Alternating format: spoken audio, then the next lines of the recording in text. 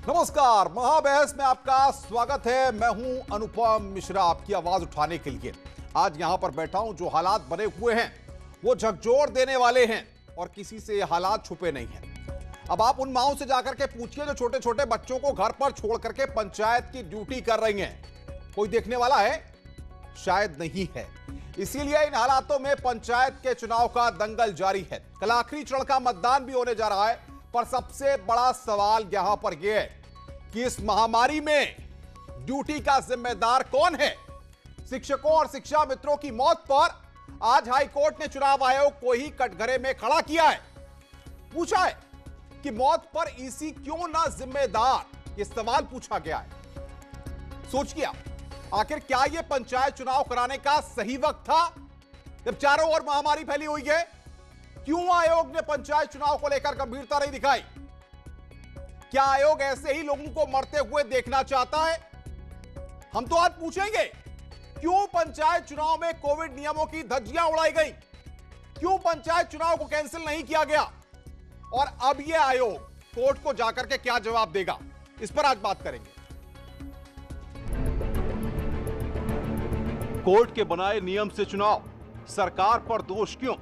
चुनाव तो जो है वो हाईकोर्ट ने ही कहा था, उसके आधार पर ही चुनाव हुआ। जो उन्होंने तिथि बनाई उसके आधार पे हुआ।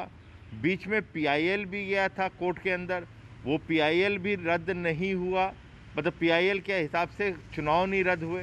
तो ये सब चीज़ें एक प्रक्रिया चली हैं, इसलिए दोषारोपण करना विपक्ष का काम है, मगर जब तथ्यों को जान लें उसके बाद करें तो अच्छा रहेगा। महामारी में ड्यूटी, पंचायत चुनाव में किसकी गलती? संक्रमितों को क्यों नहीं जांच की गई ड्यूटी पे भेजने से पहले? और इतनी जो मृत्यु हुई, लोग चिल्लाते रहे कि हमारी ड्यूटी काट दीजिए, आप माने नहीं। अहंकार में घमंड की भाषा बोलकर लोगों की जान खतरे में डाल दी। हाई कोर्ट की फटकार, मौत पर ईसी क्यों ना जिम्मेदार? चुनाव आयोग ने जो सवाल उठाए हैं वह सवाल राष्ट्रमन का है। ऐसे समय में जब एक एक जान त्राहिमाम कर रही हो, पंचायत चुनाव का औचित्य क्या है?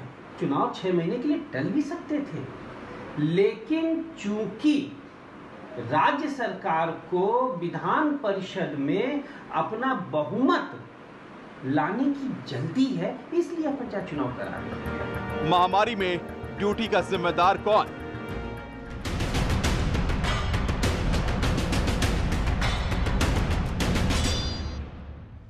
और इसी पर चर्चा करने के लिए आज हमारे साथ कुछ खास मेहमान, विस्तार से हम चर्चा करेंगे, जनता से जुड़े सीधे सवालों को उठाएंगे। एम अमीन साहब हमारे साथ हैं, ज्वाइंट डायरेक्टर हैं ईसीआई के, उन्हें खास तौर पर हमने बुलाया है। विशाल मिश्रा राजनीतिक विश्लेषक और धर्मेंद्र यादव एसपी समर्थक हमारे साथ हैं। आप सबका बहुत बहुत स्वागत। बीजेपी और समाजवादी पार्टी के साथ साथ कांग्रेस के नेता भी हमारे साथ जुड़ेंगे, उनसे भी हम समझेंगे। अमीन साहब, आखिर ऐसी क्या जल्दबाजी थी? क्या आंखों के सामने यह दिख नहीं रहा था आयोग को कि साहब महामारी फैली हुई है, लोग संक्रमण के शिकार हो रहे हैं, यह संख्या लाखों में जा रही है? उसके बाद ये 4 चरणों का पंचायत चुनाव का दंगल महामारी के इस पीरियड में कराने की जरूरत क्या थी?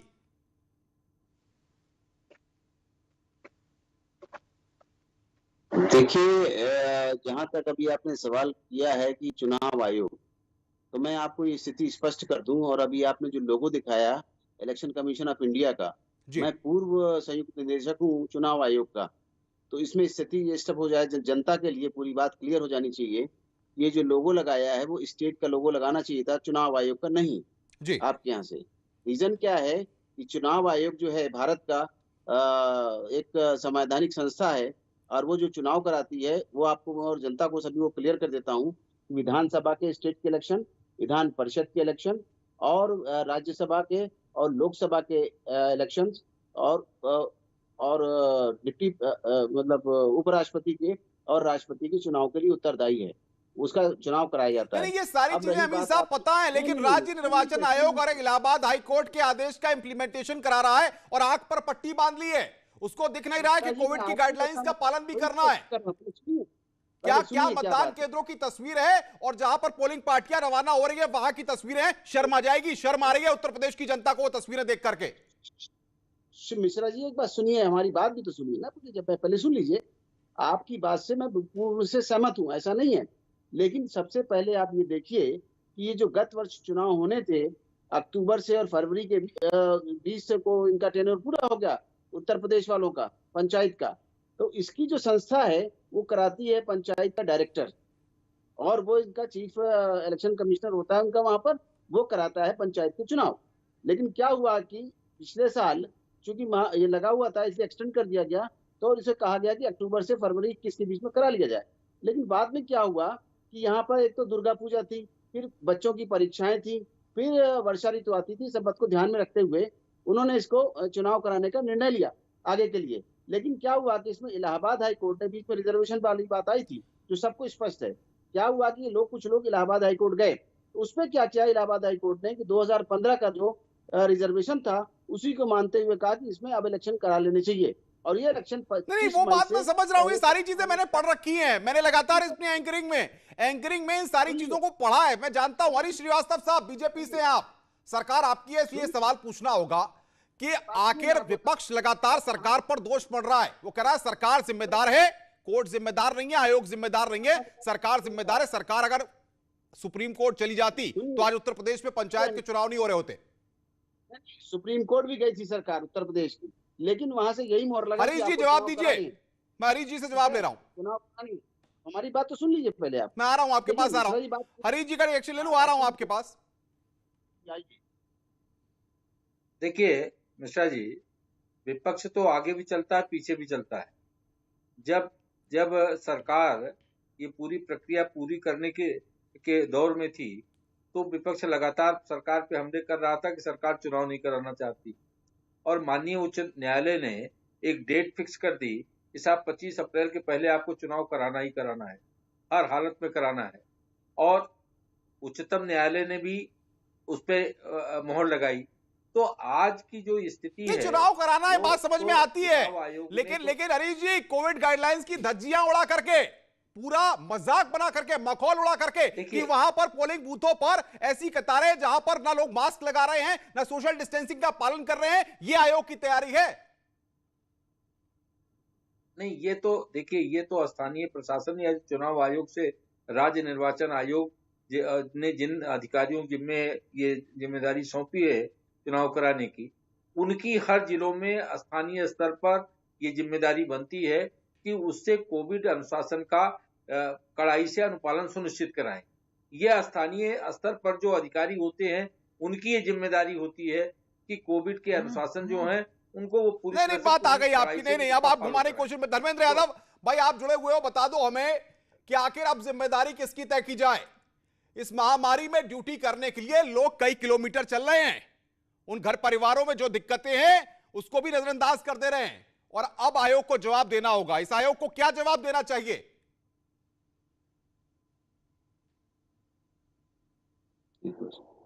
मेरे जानकारी में हजारों लोग हैं, जिसमें माताएं भी हैं, बहनें भी हैं, लोग भी हैं। जिस परिस्थिति में लोग ड्यूटी कर रहे हैं, अगर आप जाओगे तो आपकी आंखों में आंसू आ जाएगा। लेकिन ये सरकार की जो इच्छा है खाली चुनाव कराने की, लोगों की जिंदगी से कोई लेना देना नहीं है। उत्तर प्रदेश की आवाम को, उत्तर प्रदेश की जनता को, धर्मेंद्र जी 160 अनुपम जी 160 शिक्षकों की मौत हो गई है इस चुनाव में ड्यूटी करने के दौरान। मेरे पास 135 का आंकड़ा है, मेरे पास 135 की फिगर है जिसको हम लगातार दिखा भी रहे हैं। 160 का मेरे पास 160 का मेरे पास है, मीडिया रिपोर्टिंग ही है। और जिस तरह से इलाहाबाद हाई कोर्ट ने टिप्पणी करी है, वो टिप्पणी तो बहुत छोटी है। मद्रास हाई कोर्ट ने यह कहा था कि चुनाव आयोग पर क्यों ना हत्या का मुकदमा कराया जाए, जो इस चुनाव में जिन लोगों ने कोविड से अपनी जान गंवाई है। अभी हमारे डायरेक्टर साहब बता रहे थे कि इसमें जो पंचायत चुनाव की जिम्मेदारी है वो राज्य सरकार की होती है, लेकिन जो बाकी 5 स्टेटों में आपके विधानसभा चुनाव हुए, मैं उसमें बता दूं जिस तरह से कोविड नियमों की धज्जियां भारत के प्रधानमंत्री ने उड़ाई, भारत के गृह मंत्री ने उड़ाई, ये अपने आप में बहुत शर्मसार करने वाली बात है। इसी वजह से जो आम नागरिक है, तो आयोग सक्रिय कब हुआ है? पूरी तरह से हरीश जी, अब तो इनकी बात का जवाब आपको देना पड़ेगा। सब कुछ ये तो आप पर ये सवाल खड़ा कर रहे हैं, आपके नेताओं पर सवाल खड़ा कर रहे हैं। सक्रिय हुआ है। देखिए, विपक्ष तो हमेशा केवल सवाल खड़े करता है, लेकिन वो चाहे भारत निर्वाचन आयोग की बात हो, अगर प्रदेशों के चुनाव टाले जाते और राष्ट्रपति शासन लागू होता तो यही विपक्ष कहता कि मोदी सरकार तो तानाशाही कर रही है, चुनाव नहीं कराना चाहती, लोकतंत्र पर बलाए ताक रख दिया है। आज जब भारत निर्वाचन आयोग ने ये चुनाव समय से कराना सुनिश्चित किया, तो अब ये कोविड महामारी तो एक अप्रत्याशित रूप से जो इसकी सेकेंड वेव आई, ये अप्रत्याशित रूप से इस तरह से इसका भयानक रूप हो गया, इसका आकलन किसी को नहीं था। और दूसरी चीज, भाई धर्मेंद्र जी, आपको समझ में आ रही है हरीश जी जो इस बात को कहना चाह रहे हैं, समझ पा रहे हैं आप? इस तरह से जो इंडियन मेडिकल एसोसिएशन के वाइस प्रेसिडेंट ने होता है, बहुत स्पष्ट रूप से कहा है कि जो कई बार सेकंड ये वेव देखने है, में आता है कि लोग जो आपके भारत के प्रधानमंत्री हैं वो उसके स्प्रेडर हैं। तो ये मेडिकल रिपोर्ट में और जो मेडिकल एसोसिएशन ऑफ इंडिया के वाइस प्रेसिडेंट ने कही है, और लोगों में भी ये जागरूकता होना चाहिए सभी को। हरीश जी रुकिए, धर्मेंद्र जी रुकिए, विशाल मिश्रा आखिर क्या लगता है आपको, अब आयोग क्या जवाब देगा, क्या बताएगा कि हमसे भूल हो गई, हमने आम आदमी की जान का सौदा कर लिया? अगर हम गंभीर होते और कोविड गाइडलाइंस के तहत चुनाव कराते तो आज शायद ये नोटिस न मिलता और ये हालात पर हमको भी बहस न करनी पड़ती। विशाल मिश्रा। नहीं, मैं आ रहा हूं, धर्मेंद्र जी आ रहा हूं, विशाल जी का जवाब लूं, आ रहा हूं आपके पास। अनुपम जी, सबसे पहले तो मैं ये कहना चाहूँगा कि आज के समय में जो वर्तमान में परिस्थितियाँ बनी हैं, इसमें कोई दो राय नहीं, किसी को भी कोई संशय नहीं है कि बहुत ही आपदा का समय है। हम बहुत ही कठिन समस्या से जूझ रहे हैं, समय से जूझ रहे हैं। हर पल लोग कहते हैं कि समय बहुत बलवान होता है, लेकिन आज समय हर सांस की टेस्टिंग कर रहा है, हर पल टेस्टिंग कर रहा है।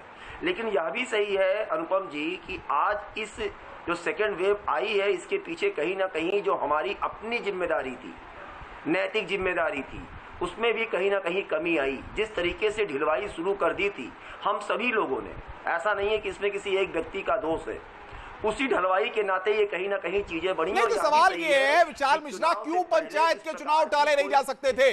ये लाखों का संक्रमण जो लोगों में फैल गया है, जो मौतें हो रही हैं, अब इस पर आयोग क्या जवाब देगा? कोई जवाब बनता है आयोग पे? अनुपम जी, मैं आपकी बात से सहमत हूँ। मैं आपसे यही तो कह रहा हूँ कि जब चुनाव शुरू हुए और जब तिथियों की घोषणा हुई, उस समय इस प्रकार की कोई अप्रत्याशित स्थिति नहीं थी। ये तो जैसे जैसे चुनाव आगे बढ़ता गया, उसी प्रकार से चीजें धीरे धीरे आगे बढ़ती चली गई। अब ऐसे में जहां तक यह प्रश्न है कि लोग पालन नहीं कर रहे, स्टैंडर्ड प्रोटोकॉल का पालन नहीं कर रहे, इसके पीछे कौन जिम्मेदार है आप बताइए? क्या सरकार हमारे मतलब पूरा सिस्टम जिम्मेदार है आप कह रहे हैं? मतलब आदमी भी जिम्मेदार है जो बेचारा अपने घर बार को छोड़ के ड्यूटी करने जा रहा है। भाई धर्मेंद्र यादव, आपको क्या लगता है वाकई में आम लोग जिम्मेदार है इसके लिए? उनकी जिम्मेदारी तय कर दी जाए, उनके ऊपर ठीकरा फोड़ दिया जाए। आप मुझे बताइए कि देश और प्रदेश का कौन सा आम आदमी ऐसा है जिसके बुलाने पर 1 लाख लोग इस रैली में इकट्ठा हो जाते हैं? देश के प्रधानमंत्री, देश के गृह मंत्री के बुलाने पर 1 लाख लोग इकट्ठा हो जाते हैं आदमी। अगर 1 लाख लोगों में संक्रमण बढ़ेगा तो कितनी बुरी तरह से फैलेगा, इस बात को प्रधानमंत्री और देश के गृह मंत्री भूल जाते हैं। रही बात जो आपके चुनाव आयोग की बात बार बार आ रही है, जब हाईकोर्ट की फटकार लग रही है तब ये पता चल रहा है चुनाव आयोग के दायित्व क्या है। चुनाव आयोग अगर अपनी पूरी स्वायत्तता के साथ, स्वतंत्रता के साथ चुनाव कराता तो इस तरह की प्रॉब्लम नहीं आती। चुनाव आयोग एक्शन लेने में डरता है, किस अधिकारी पे एक्शन लिया जाए, किस अधिकारी पे एक्शन लिया जाए। बता तो रहा हूं, जो भारत की जो संवैधानिक संस्थाएं हैं आज के समय में स्वतंत्र नहीं हैं, उसी का नतीजा है कि देश इस विषम परिस्थिति से गुजर रहा है। मैं आपको बता दूं अनुपम जी, जैसे जिस भी लोकतांत्रिक देश में अगर संवैधानिक संस्थाएं किसी सरकार या प्रधानमंत्री की जूतियों में काम करने का काम करेंगी तो उस देश का आम नागरिक इसी तरह से। क्या ये सही वक्त था पंचायत चुनाव का? आप बीजेपी के प्रवक्ता जवाब दीजिए, क्या ये सही वक्त था उत्तर प्रदेश में पंचायत चुनाव कराने का? पंचायत चुनाव नहीं टाले जाने चाहिए थे इन सब परिस्थितियों को देखते हुए? नहीं अनुपम जी, आप मुझे बताइए कि क्या उत्तर प्रदेश की सरकार इलाहाबाद उच्च न्यायालय के फैसले की अवहेलना करती? क्या संवैधानिक नियमों से संबंधित? मैं आपकी बात समझना चाह रहा हूं, अवहेलना करने की बात नहीं कह रहा हूं। आप चाहते थे कि पंचायत चुनाव हो, जिस तरीके से विपक्ष आरोप लगा रहा है कि अपनी सीटें बढ़ाने के लिए आप चाहते थे कि पंचायत चुनाव हो, ऐसी बात है क्या? देखिए विपक्ष तो हमेशा कुछ न कुछ आरोप करता रहता है, लेकिन आप बताइए कि पिछले 1 वर्ष से ये लंबित था पंचायत का चुनाव, और यही विपक्ष तब ये कह रहा था जब विलंब हो रहा था कि सरकार चुनाव कराना नहीं चाहती, जानबूझ कर टाल दी। माननीय न्यायालय ने भी उसमें दखल दिया। और अब जब ये चुनाव की घोषणा हुई थी 25 मार्च को, तो मुझे लगता है उस समय 2400 केसेज कुल पूरे प्रदेश में थे। ये इतना किसी को भी ये संभावना नहीं थी कि इतना इसका घातक स्वरूप हो जाएगा। निश्चित रूप से जो कोविड संक्रमण से जो मौतें हुई, धर्मेंद्र जी हरीश जी की बात का समर्थन करेंगे आप? हरीश जी की बात का समर्थन करेंगे क्या धर्मेंद्र जी? आपको लग रहा है हरीश जी बिल्कुल सही बोल रहे हैं? आप उत्तर प्रदेश की जनता को इस बात का भरोसा करना चाहिए। अनुपम जी मैं बता रहा हूँ, पहले हरीश जी जनता को ये बता दें कि जब आपका संक्रमण बढ़ गया तो क्या वहां पे चुनाव को नहीं रोक देना चाहिए? मैं कहता हूं कल अंतिम चरण का चुनाव है, तो क्या अंतिम चरण के चुनाव को नहीं रोक देना चाहिए? किसी की जिंदगी ज्यादा जरूरी है, फिर चुनाव ज्यादा जरूरी है? दूसरी बात, ये चुनाव अगर आपको पता हो तो बैलेट पेपर से होता है, और बैलेट पेपर से होने के नाते कोविड को शहरों से गांव में भेजने का पूरा इंतजाम कर दिया उत्तर प्रदेश की सरकार ने, और एक एक आदमी तक कोविड को पहुंचा दिया, क्योंकि बैलेट पेपर यूज हो रहा है। जवाब दीजिए भाई हरीश जी, आप पे सवाल हो रहा है, जवाब दीजिए। कंसर्न है, ये उत्तर प्रदेश की जनता भी समझना चाह रही है, आप जवाब दीजिए हरीश जी। नहीं, वो सवाल उनका क्या है, मैं सुन नहीं पाया, वो आप मुझे बता दीजिए। वो आप ही पर सारा ठीकरा मारने की कोशिश कर रहे हैं। धर्मेंद्र जी एक बार बता दीजिए आप क्या कहना चाह रहे हैं, ताकि हरीश जी सुन ले उस बात को।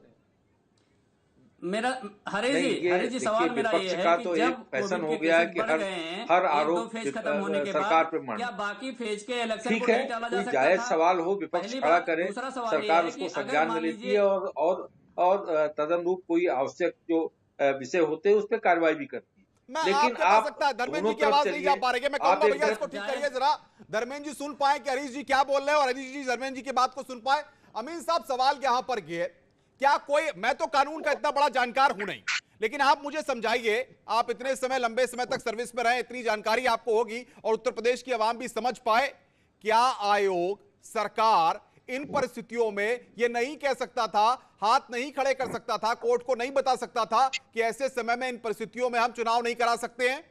कोई रास्ता नहीं था ऐसे में, चुनाव कराना मजबूरी थी? मिश्रा जी, आपकी बात बिल्कुल सही है, और इस समय जब इन लोगों का ये कहना है कि न्यायालय गए थे, सर्वोच्च न्यायालय, और वहां से ये हो गया कि नहीं चुनाव कराने हैं, तो जब ये भयंकर स्थिति आ गई और इसमें से कोई संवैधानिक संगठन नहीं संकट नहीं पैदा हो रहा था, इन लोग चाहिए था स्टेट गवर्नमेंट को कि वापस सर्वोच्च न्यायालय में पिटीशन डालते कि इस वक्त हमारे प्रदेश की स्थिति बहुत भयावह हो गई है और इस वक्त सोचने वाली बात है, और इन इलेक्शन को कुछ दिन के लिए सस्पेंड किया जा सकता था, कुछ दिन के लिए छोड़ा जा सकता था। अब जहां तक सवाल इस बात का भी आप लोग कह रहे थे कि हमारे 135 चुनाव कर्मचारी जो उसमें लगे हुए थे, विभिन्न पदों पर थे, वो मर चुके हैं और काफी अभी मुझे लगता है कि अस्पतालों में भी होंगे। जी हाँ, मुझे पूछना पड़ रहा है इन मौतों का जिम्मेदार कौन है, मुझे खुद पूछना पड़ रहा है, आयोग भी पूछ रहा है इस बात को। हाँ, इसके लिए वहां के अधिकारी जिम्मेदार हैं जिन्होंने प्रोटोकॉल का अवहेलना की है, उन्होंने जनता को नहीं, एडमिनिस्ट्रेशन को नहीं बताया, और एडमिनिस्ट्रेशन वालों ने क्या किया है कि इन लोगों के ऊपर सख्ती की है। जबकि याद होगा कि जब कभी कोई बात होती है तो इस वक्त 50 साल दिल्ली में भी सभी जगह जो सुरक्षा कर्मचारी हैं इवन उनको 50 साल से ऊपर के हैं तो उनको घरों पर छुट्टी में भेज दिया गया है और उनकी ड्यूटी नहीं लगाई गई है। लेकिन आपके यहाँ कुछ इतने जिद्दी ऑफिसर्स हैं जो कि किसी की बीमार आदमी की बात सुनने को तैयार नहीं होते हैं, उनकी सही बातों को, मेडिकल रिपोर्ट को नदारद कर देते हैं। ऐसे अफसर चिन्हित होने चाहिए जिन्होंने माहौल बना के रख दिया इस पंचायत चुनाव का, ऐसे अफसरों को चिन्हित किया जाना चाहिए। विशाल मिश्रा, जो व्यवस्था का, सिस्टम का मजाक बना करके, सुचिर विश्वास, कांग्रेस का रिएक्शन क्या है? इलाहाबाद हाईकोर्ट ने जो नोटिस पर जवाब मांगा है आयोग से, क्या रिएक्शन है आपका? हाईकोर्ट का धन्यवाद, कम से कम उसने संज्ञान तो लिया, अदरवाइज सुप्रीम कोर्ट। जी बोलिए, सुन रहा हूं मैं आपको।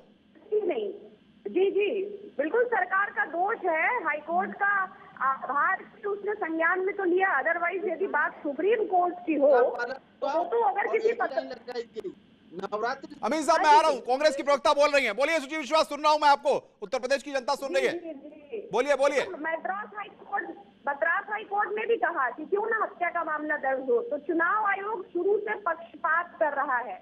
चुनाव आयुक्त हो गए या उनको लगता है ना कभी किसी टेरिटरी के गवर्नर बना दिए जाएंगे, किसी को राज्यसभा मिल जाएगा, जो गवर्नमेंट पावर में है उसको ओबलाइज करने की एबिलिटी है, और वो उच्च पदस्थ लोग जिनमें नैतिकता का अभाव होता है, आम आदमी के हितों और जान को नजरअंदाज करते हुए सिस्टम को इतनी बेरुखी से गवर्न नहीं, तो क्या इन मौतों का जिम्मेदार आप किसको मानती हैं? आयोग जिम्मेदार है इन मौतों का? सही तरीके से पंचायत चुनाव उत्तर प्रदेश में नहीं कराए गए और ये सही वक्त नहीं था पंचायत चुनाव का? सुचिर विश्वास, बिल्कुल आयोग इसके लिए जिम्मेदार है, और ये संवैधानिक संस्थाओं की जो दुर्दशा है उसी की ये श्रृंखला है। अब आयोग भयभीत है या सत्ता की चाटुकारिता कर रहा है, या फिर आयुक्त को लगता हो कि किसी टेरिटरी का उन्हें बाद में गवर्नर या राज्यसभा बना दिया जाएगा। हरी जी, सीधा आरोप आपकी सरकार पर, आयोग तो सत्ता की चाटुकारिता कर रहा है, गंभीर आरोप कांग्रेस पार्टी की प्रवक्ता लगा रही हैं। हरी जी जवाब दीजिए। देखिए अभी सुची विश्वास जी न्यायालय को कोर्ट कर रही थी, अभी वो सरकार पे आरोप लगाने लगी, आयोग को चाटुकारिता की बात कहने लगी। सुची विश्वास जी को माननीय उच्च न्यायालय से पूछना चाहिए था कि आपने आखिर ऐसा आदेश क्यों दिया मैंडेटरी तौर पे, क्या 25 अप्रैल से पहले चुनाव कराए सरकार हर हालत में। ये आप देखिए ना कि जो माननीय उच्च न्यायालय का आदेश था वो मैंडेटरी तौर पे ये था कि आपको हर हालत में इस डेट तक चुनाव कराने हैं। तो सुची विश्वास, लेकिन अमीन साहब बता रहे रास्ता क्या है, अमीन साहब बता रहे रास्ता क्या, अमीन साहब सरकार को बता दिए रास्ता क्या था ताकि हरीश जी भी समझ सके, बताइए अमीन साहब।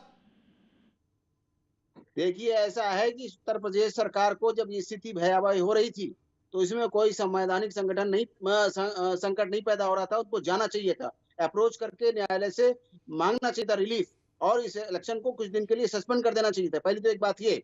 दूसरी बात, आपके अधिकारियों ने प्रोटोकॉल का पालन नहीं किया कोरोना का, जबकि यह हाल हो गया कि एक एक लाइन बनाई गई। मैं अभी जिक्र कर रहा था 13 अप्रैल को मिर्जापुर में नॉमिनेशन हुआ, उसमें लोग व्रत थे इसलिए उन्होंने एक लाइन लगाई, और जो रोजा रखने वाले 14 तारीख को था वो भी एकदम जल्दी में थे, उन्होंने सिर्फ एक लाइन लगाई फार्म बांटने की और करने की। ये अधिकारियों के स्तर से लेवल पे हुआ है। आयोग तो अपना कर देता है काम, अपने अधिकारी डिप्यूट करता है। इन लोगों ने बहुत ज्यादा सख्ती बरती, जिसके तहत वो जो हमारे 135 कर्मचारी थे चुनाव कराने वाले, बेचारे वो मारे गए। और अभी मैं समझता हूँ कि बहुत से कर्मचारी हमारे बीमार होंगे और सीरियस होंगे, उनको कोई देखने वाला नहीं होगा। हरीश जी जवाब दीजिए, ये तो बता रहे हैं कि पूरी प्रक्रिया थी, अगर आप पालन करते तो आज शायद ये तस्वीर ना होती। नहीं, निश्चित रूप से ये मैंने कहा ना कि स्थानीय स्तर पर, स्थानीय प्रशासन के स्तर पर जहां भी इस तरह की शिथिलता बरती गई, जहां से ये इन चीजों की अनदेखी की गई, वो अधिकारी निश्चित रूप से जिम्मेदार हैं, और उसके लिए जो चुनाव आयोग तय करेगा इसकी जांच करा करके कि भाई कौन अधिकारी थे, जहां जहां इस परिस्थितियां पैदा हुई, कौन उसके लिए जिम्मेदार है, और उनके खिलाफ सरकार वो तो अब आयोग को जवाब देना होगा, कोर्ट में जवाब देना होगा। विशाल मिश्रा सवाल ये 135 मौतें, चिल्ला चिल्ला के कह रहा हूं, 135 मौतें जो हुई हैं, ये सिर्फ 135 मौतें भर नहीं है, ये 135 परिवारों में जो मातम पसरा हुआ है उसका दर्द भी है। वो भी सवाल कर रहा है आयोग से, ये क्या है, व्यवस्था का मजाक बना दिया। दुर्भाग्य है, दुर्भाग्य है।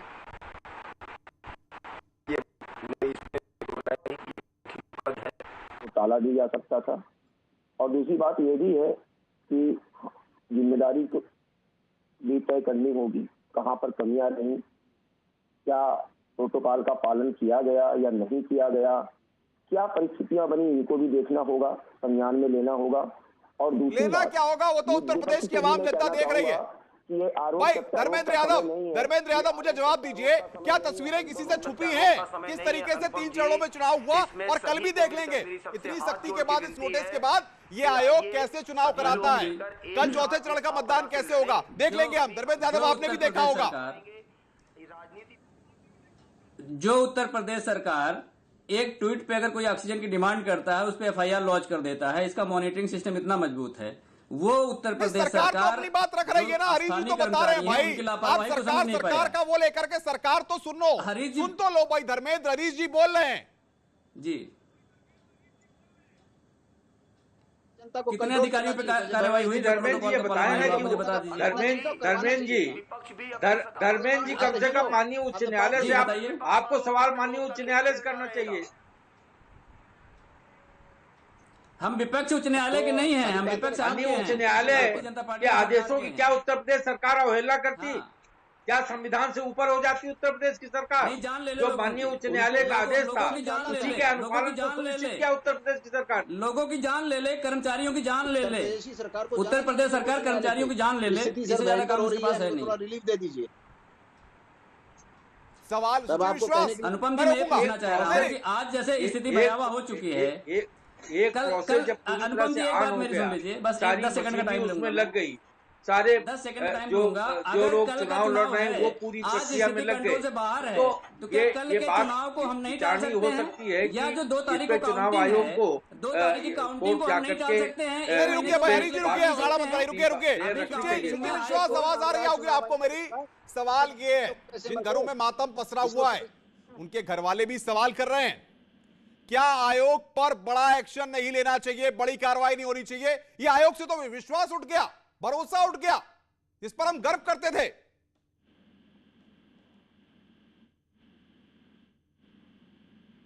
सुची विश्वास, आवाज आ रही है आपको मेरी? जी बिल्कुल आ रही है। आयोग पर कठिन कार्रवाई करनी चाहिए और जिनके हाथों की कठपुतली आयोग बना है, वैज्ञानिकों ने रॉकेट छोड़ा, प्रधानमंत्री फोटोग्राफर लेके पहुंच गए, अब शमशान घाट में फोटोग्राफर क्यों नहीं है?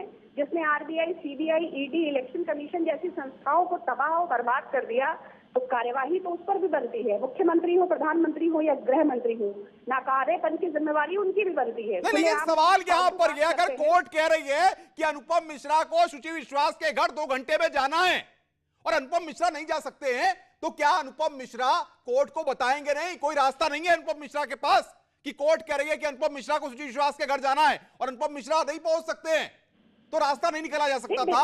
रास्ता नहीं निकल सकता था?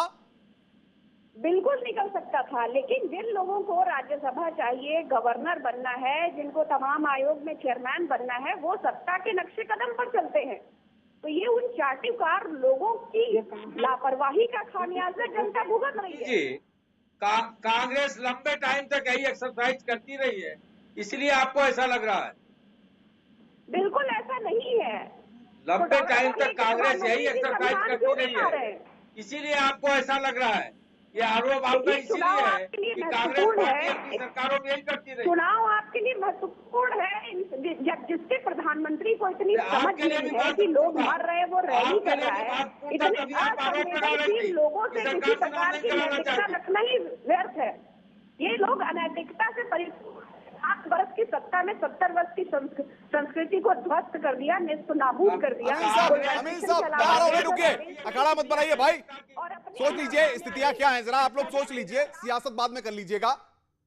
अमीन साहब, सवाल ये कि क्या इतिहास के पन्नों में आज जो तस्वीर उभरकर सामने आ रही है और जिन परिस्थितियों में पंचायत के चुनाव कराए जा रहे हैं, कल 4थे चरण का मतदान है, अगर कल भी यही तस्वीरें देखने को मिली तो सर पीटना पड़ेगा, सोचना पड़ेगा इस आयोग का।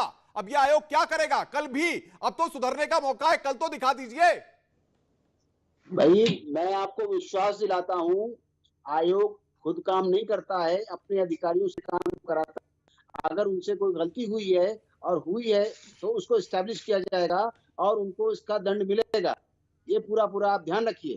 छोड़ता नहीं है आयोग, लेकिन आयोग को उल्टी सीधी बातें कहना उचित नहीं है। एक संस्था के कर्मचारी गलत हो सकते हैं, लेकिन संस्था गलत नहीं हो सकती। हम सिस्टम पे सवाल खड़ा कर रहे हैं साहब। आयोग ने जिस तरीके से पंचायत के चुनाव अमीन साहब खड़ा कराए हैं ना, कोर्ट ने टिप्पणी की है, अनुपम मिश्रा ने टिप्पणी नहीं की है, कोर्ट ने पूछा है, कोर्ट ने पूछा है सवाल, इसलिए हमें मजबूरन इस बात को कहना पड़ रहा है। अमीन साहब, जो उन परिवारों के दर्द और दुख दर्द को इलाहाबाद हाई कोर्ट ने भी संज्ञान में लिया है, हमने संज्ञान में नहीं लिया है, हम उसी सवाल को खड़ा कर रहे हैं और इसीलिए शायद सत्ता वाले और विपक्ष वाले सबकी बात को सुन भी रहे हैं।